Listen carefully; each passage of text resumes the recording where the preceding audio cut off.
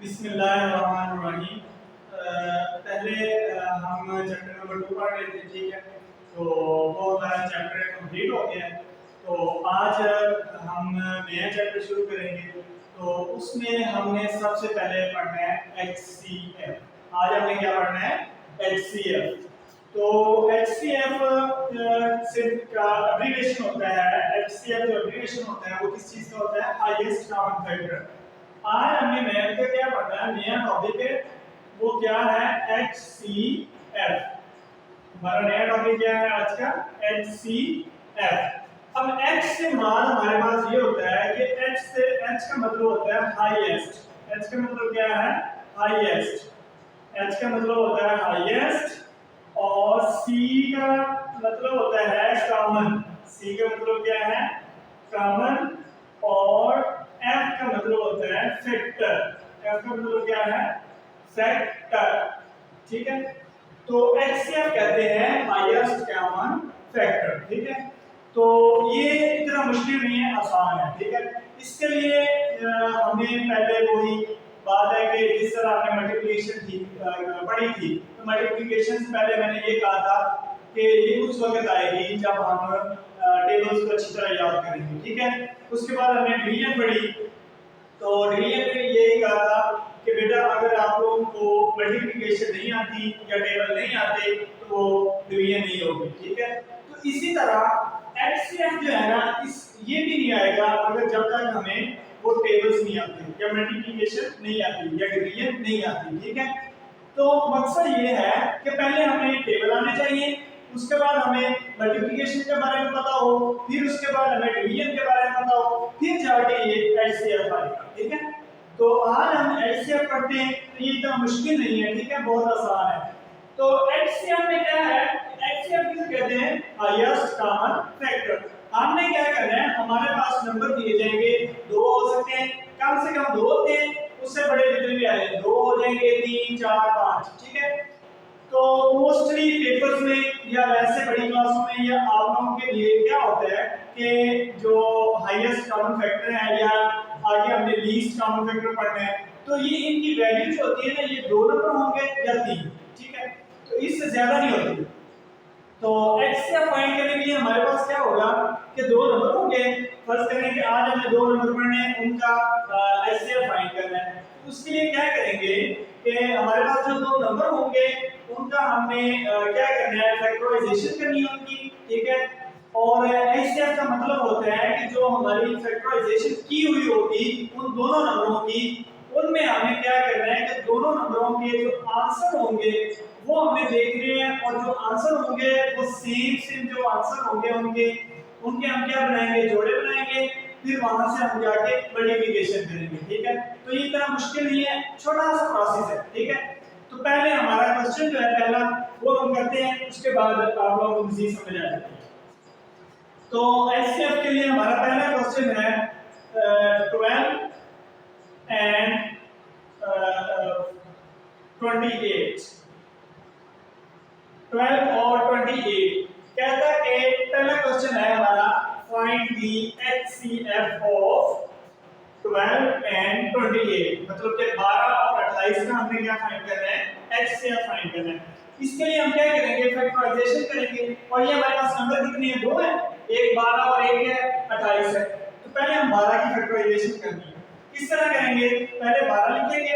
Factorisation का तरीका क्या होता है? इस तरह 12 अंदर लिखने हैं, इस तरह लाइन लगानी नीचे को और ये लाइन लगानी। ठीक है।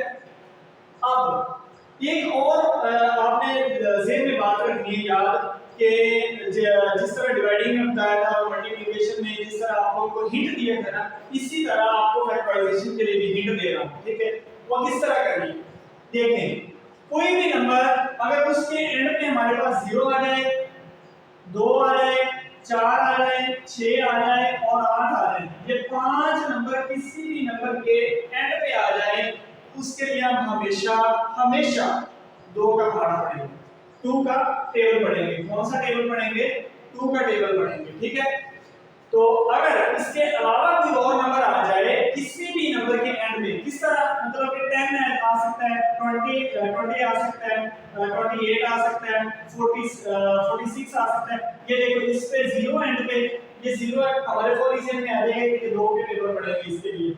आगे 20 के एंड पे 0 है, ये भी हमें पता होगा कि ये जो 5 नंबर है इनमें अगर कोई भी नंबर एंड पे आ गया तो उसके लिए हम 2 के टेबल पढ़ेंगे। ये सर ये 6 है, ये 8 है, ये इनमें है, इसके लिए हम कौन सा टेबल पढ़ेंगे?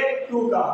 अब अगर इन 5 के अलावा, इन 5 नंबर्स के अलावा और कोई नंबर आ जाता है, मसलन 13 आ गया, 25 आ गया, 27 आ गया, या और कोई भी नंबर, उसके लिए हम क्या करेंगे? 2 का टेबल नहीं पढ़ेंगे।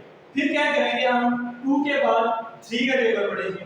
3 में अगर ना होगा फिर हम 5 का टेबल पढ़ेंगे। 5 में ना होगा फिर 7 का पढ़ेंगे। इस तरह आगे चलते जाएंगे, ठीक है। तो आज हम ये 12 और 28 की हम फैक्टराइजेशन करते हैं। फिर वहां से हमने क्या करना है? हाईएस्ट कॉमन फैक्टर ढूंढ करना है, ठीक है, फाइंड करना है। तो अब देखें ये 12 है। अभी मैंने बताया जो 5 नंबर थे उनमें ये 2 शामिल है, वो बल्कि लिख लेते हैं 5 नंबर एक साइड पे ताकि आप लोगों को याद रहे, ठीक है। और ये लिख लेना आप लोगों ने ये 5 नंबर, ठीक है। अगर ये 5 नंबर किसी भी क्वेश्चन के एंड पे आ जाए तो वो हमेशा 2 पे जाएंगे, ठीक है। अब देखिए अब ये कौन सा एंड पे क्या 2 है, ये 2 इसमें शामिल है ना, तो ये किसके टेबल पे जाएगा? 2 पे जाएगा।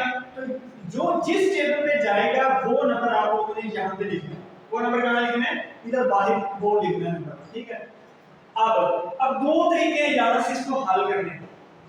पहला तरीका ये है कि 2 का टेबल पढ़ना है और आंसर हमारा क्या है? 12 है। 2 का टेबल पढ़ना है और आंसर क्या है? 12 है। अब 2 का टेबल पढ़ेंगे। 2 1 2, 2 2 4, 2 3 12, 2 4 14, 2 अब क्या करना है? ये जो पढ़ा है, अब ये वाला क्या करेंगे? हम टेबल पढ़ेंगे। अब 2 एकम 2 2 2 4 2 3 6 2 4 8 2 5 10 2 6 12।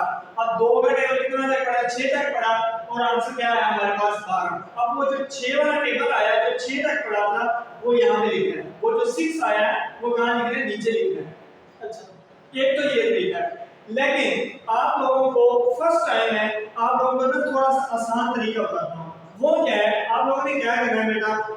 इस तरह करना है कि जो ये नंबर होगा उसको साइड पे लिखना है, ठीक है। और जो बाहर टेबल होगा उस पर आपने डिवाइड करना है इसको, क्योंकि ये हमने तरीका पढ़ा है, डिवीजन हमें पढ़ी है, डिवीजन आती है। तो ये 2 पे डिवाइड करेंगे हम इसको, ठीक है, जो बाहर वाला टेबल था। अब 2 का यहां पे पढ़े, 2 का टेबल पढ़े 12 आ जाए। अब हमें पता है ना, हमने पढ़ा है कि किस तरह होना है, सभी को पता है, बिल्कुल शाबाश। अब 2 का टेबल पढ़े, 2 का टेबल पढ़े, 2 6 12। अब नीचे क्या है? क्लास। अब जो ये हमारा आंसर है, ये जो क्या है हमारा आंसर है, ये कहां पे लिखना है? हमने यहां पे लिखना है। इन दोनों को डिवाइड करके जो आंसर होगा वो यहां पे लिखना है। लिख लिया? अब जब ये सोल्व हो गया फिर हमने क्या करना है? लाइन लगानी नीचे, ठीक है। अब क्या करना है? ये 12 सोल्व हो गया। अब किसको सोल्व करना है? इस 6 को, 6 को सोल्व करना है। अब 6 देखिए उस नंबर में है जी, बिल्कुल है, याद है, ये देखो 6। तो ये किस टेबल पे जाएगा? ये भी 2 पे, शाबाश, ठीक है, 2 पे जाएगा। अब क्या करना है? फिर वही तरीका कि 2 को 6 पे डिवाइड करते हैं। कैसे? 6 लिखा अंदर और बाई 2। अब करें 2 का टेबल बनाएं, आंसर 6 आया। 2 1 2 2 2 4 2 3 6, 3 टाइम पढ़ा हमने, क्या आंसर आया? 6 आ गया। अब ये जो आंसर है ये कहां पे लिखना है? इधर नीचे, बिल्कुल, इधर कहां लिखेंगे? नीचे लिखेंगे, ठीक है। अब क्या करेंगे? ये हमारे पास आंसर आ गया। जब ये आ जाए आंसर फिर हमने नीचे इस तरह लाइन लगा दी, ठीक है। अब हमारे पास क्या है? 3 है। अब देखें कि क्या उसमें ये 3 है या नहीं? नहीं है ना, तो हमने क्या करना है? ये 2 का टेबल नहीं पढ़ना। फिर मैंने बताया था शुरू में कि 2 के टेबल में जब ना हो फिर हमने कौन सा पढ़ना है? 3 का। तो अब ये 3 का टेबल पढ़ते हैं, 3 में आता है या नहीं?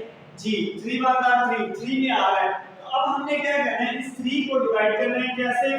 3 में, और ये किस टेबल पे जा रहा है? 3 पे जा रहा है, ठीक है। अब हमने क्या करना है? 3 को 3 पे डिवाइड करना है।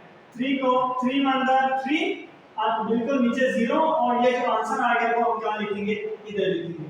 अब ये प्रोसेस उस वक्त तक हमने सोल्व करते जाना है, हल करते जाना है जब तक हमारे पास नीचे 1 आए, 1 आए, ठीक है, जब तक हमारे पास नीचे 1 आए, जब 1 आ जाए वहां पे हमने रोक देना है। अच्छा ये हमारी किसकी फैक्टराइजेशन हुई है 12 की। अब इसको किस तरह लिखना है, इसको कैसे लिखेंगे, यहाँ पे हमने क्या लिखना है, इस 12 को लिखना है और इसके आगे हमें इसका आंसर लिखना है। आंसर जो हमारे पास होता है वो ये वाला सारा इसका क्या होगा, आंसर होगा ये वाला, ठीक है। बाहर के जो टेबल पड़े हैं जो बाहर के टेबल पड़े हैं वो हमारा क्या होगा, आंसर होगा। अब क्या है हमारे पास 2 है। अब आंसर को जो लिखना है वो कैसे लिखना है, पहला नंबर लिख के मल्टीप्लाई, दूसरा नंबर मल्टीप्लाई, तीसरा नंबर मल्टीप्लाई, इस तरह मल्टीप्लाई करते करते ये वाले आंसर लिखने हैं, ठीक है। अब हमारे पास यहाँ पे 3 ही टेबल है, ये 3 ही हमारे पास नंबर है, 2 मल्टीप्लाई 2 और मल्टीप्लाई हमारे पास क्या है 3, ठीक है। अब ये हमने 12 का आंसर सॉल्व कर लिया, ठीक है। उसके बाद हमने क्या करना है कि इसकी 12 की फैक्टराइजेशन आगे सॉल्व, उसके बाद हमने क्या करना है 28 को हल करना है। ये कैसे करेंगे, अब 28 को हल करते हैं इसी तरह सेम 28 के लिए हम क्या करेंगे, इसकी फैक्टराइजेशन करेंगे इस तरह।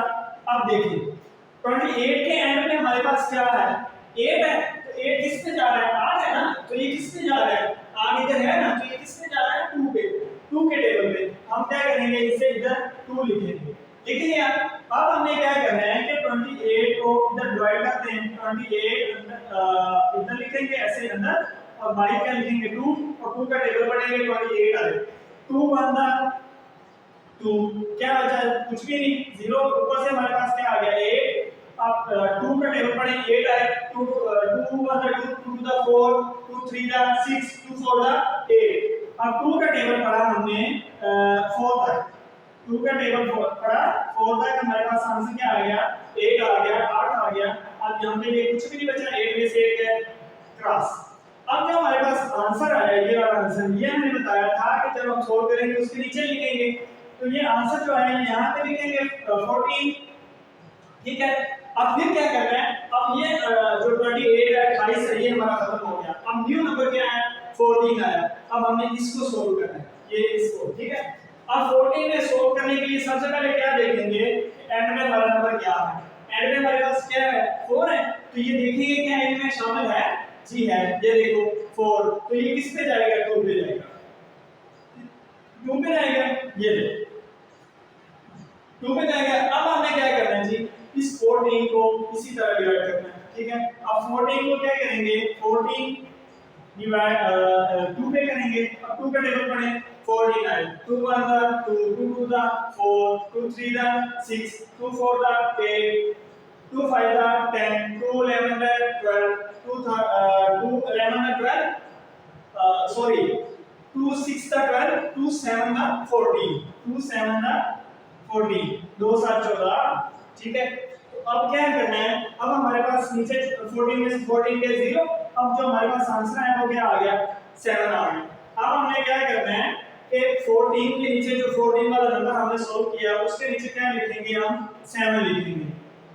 अब लिख लिया, अब हमने क्या करना है कि ये देखना है कि हमारा 14 खत्म हो गया, अब 7 लिखना है, तो 7 देखना है कि क्या उस नंबर में है नहीं है, तो 7 नहीं है अगर नंबर तो हम क्या करेंगे इसको 3 के टेबल में लिखेंगे, 3 के टेबल में अगर आता है तो फिर लिखेंगे 3 मतलब 3 3 2 द 6 3 7 3 3 द 9 नहीं है उसमें, इस तरह फिर 4 में नहीं जाना, 4 होता तो 2 पे करते, 5 में नहीं जाना, किस तरह 5 आता 5 5 2 द 10 ये नहीं है उसमें भी, आगे चले जाए 6 पे चले जाते हैं, 6 पे क्यों नहीं जाना, 6 होता तो 2 पे टेबल पढ़ना था, आगे 7 पे आए 7 मतलब 7 किस पे चला गया, ये हमारे पास 7 पे चला गया, तो 7 का टेबल हमने पढ़ना है। अब 7 को 7 पे डिवाइड करेंगे, तो 7 को जब 7 पे डिवाइड करेंगे 7 मतलब 7 आ जाएगा, आंसर हमारे पास क्या है 1 आ गया, इधर नीचे लिख देंगे।